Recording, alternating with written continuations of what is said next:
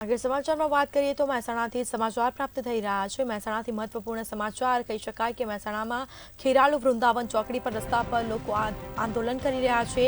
ખાનગી વાહનોના ડ્રાઈવરો સરકાર સામે જંગી રીતે ચડ્યા છે અને વિરોધ પ્રદર્શન કરી રહ્યા છે। અકસ્માત કેસમાં 10 વર્ષની સજાનો ડ્રાઈવરો દ્વારા વિરોધ પ્રદર્શન કરવામાં આવી રહ્યો છે। તો વાહન ચાલકોએ ટાયરો સળગાવીને રસ્તો બ્લોક કર્યો હતો। પોલીસ ઘટના સ્થળ પર પહોંચીને ટ્રાફિક રાબેતા મુજબ શરૂ કર્યો હતો। તો ટ્રાફિક પોલીસને જાણ થતાં પોલીસે ટ્રાફિક રાબેતા મુજબ શરૂ કર્યો હતો। તાત્કાલિક પહોંચી હતી। વાહન ચાલકોએ ટાયરો સળગાવીને રસ્તા બ્લોક કર્યા હતા। આપ દ્રશ્યોમાં જોઈ શકો છો કે હાઈવે ચક્કા જામ કર્યો છે। અકસ્માત કેસમાં 10 વર્ષની સજાનો વિરોધ ડ્રાઈવરો દ્વારા કરવામાં આવ્યો છે।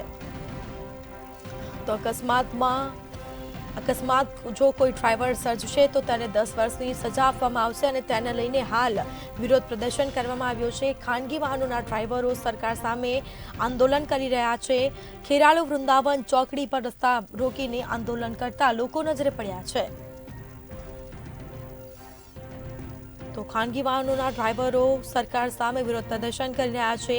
ટાયરો સળગાવીને વિરોધ પ્રદર્શન કરી રહ્યા છે। સાથે જ કહી શકાય કે પોલીસ તુરંત ઘટના સ્થળ પર પહોંચીને ટ્રાફિક રાબેતા મુજબ શરૂ કર્યો હતો।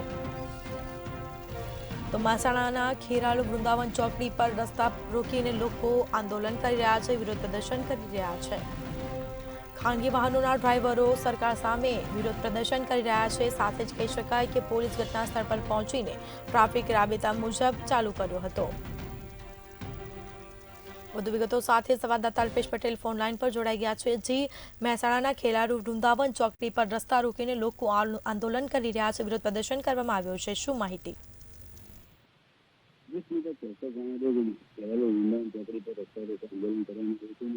ખાનગી વાહનોના ડ્રાઈવરો સરકાર સામે જંગી અને અકસ્માતના કેસમાં 10 વર્ષની સજાના વિરોધમાં આજે વિરોધ કર્યો હતો અને વાહન ચાલકો ટાયર સળગાવી રસ્તા બ્લોક કર્યા હતા। અંબાજી વિસ્તાર સિદ્ધપુર ચોકડી અમદાવાદના વાહનો થયા હતા અને પોલીસના બેરિકેડના ડ્રાઈવરો વાપરી રસ્તા રોક્યા હતા અને પોલીસ ઘટના સ્થળે પહોંચી ટ્રાફિક રાબેતા મુજબ શરૂ કરવામાં જી, તમામ જાણકારી આપવા બદલ આપનો આભાર। તો મહેસાણાના ખેરાલુ વૃંદાવન ચોકડી પર રસ્તા રોકીને ડ્રાઈવરો વિરોધ પ્રદર્શન કરી રહ્યા છે।